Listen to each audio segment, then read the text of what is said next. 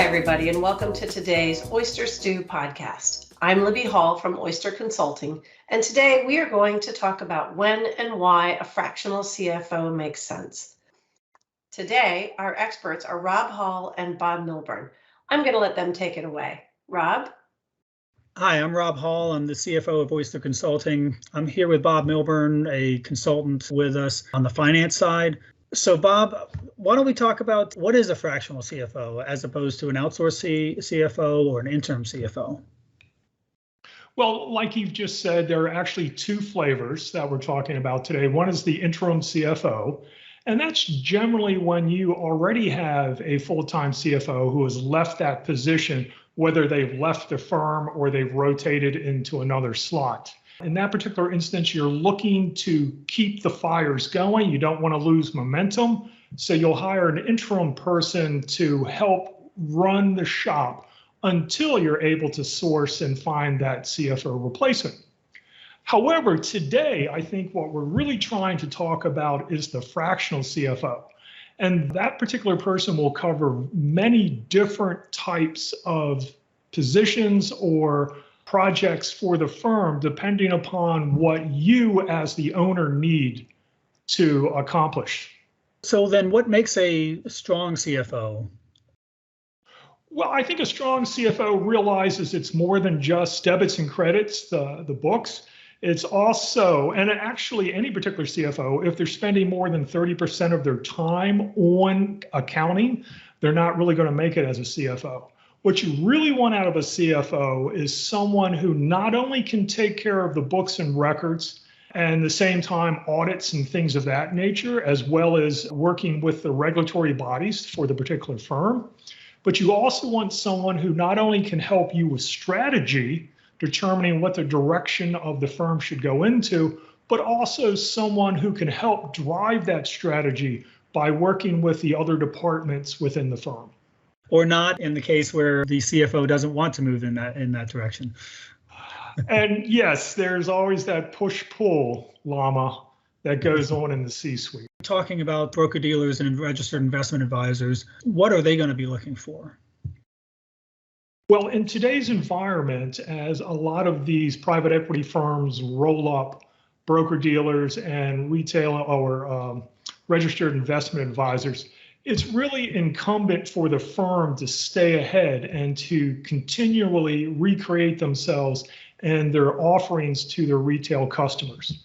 So in that particular instance, what you're looking for is someone who can A, help you with your strategy to figure out where to position your firm, and B, help you implement that strategy by reviewing various different automations and offerings that the firms can offer to their customers if the firm itself wants to stay independent.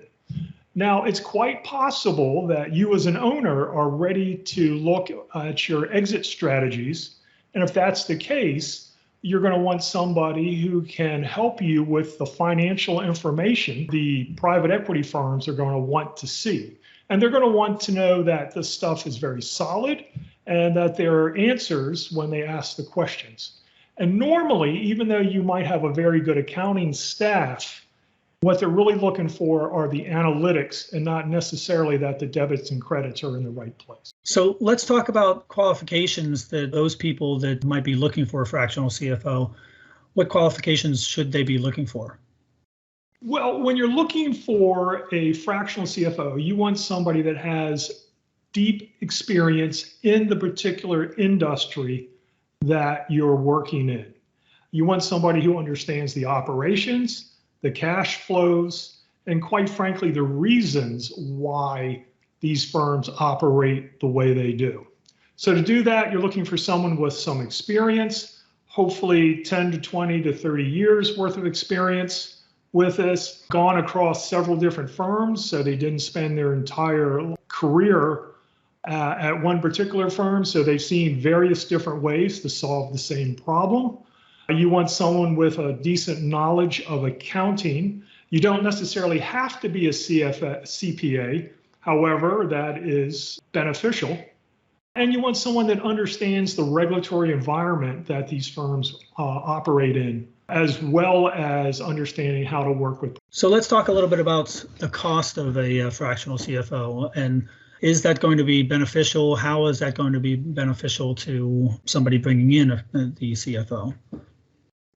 Well, the benefits, the cost benefits of a fractional CFO are that you do not have to have a salary and benefits on your payroll for this particular service. You only have to buy what you need. And so if you're looking for 10 to 20 hours a month, for example, then that's all you need versus having someone that's on your payroll for 40 hours a week. That's a good point. So Bob, tell me about some of your experiences as a fractional CFO. What type of projects have you been on? Okay. In some instances, we've worked with clients that wanted to beef up their audit staff during the audit season, or for example, needed help with filing 1099s with the IRS. So that's two of the projects that we've done with that. There is also financial forecasting, and some of that can be used if you're looking to outsource some of your labor or any other type of projects that you're considering doing, which also includes automation projects. And then finally, if you're looking to cut costs or you realize that it's been a while since you look at the overarching operations, then you can come in, or I can come in, and what I would do along with the Oyster staff is review everything that goes on and give you ideas on ways to reorganize your staff or your various different automation partners to hopefully cut your costs and make it a little bit more streamlined for your retail client. Thanks, Rob, and thanks, Bob. That's all the time we have for today. If you'd like to learn more about Oyster's outsourcing services, contact us at oysterllc.com and we'll be happy to chat with you. If you like what you heard today, follow us on whatever podcast platform you listen to and give us a review. Reviews make it easier for people to find us. Have a great day.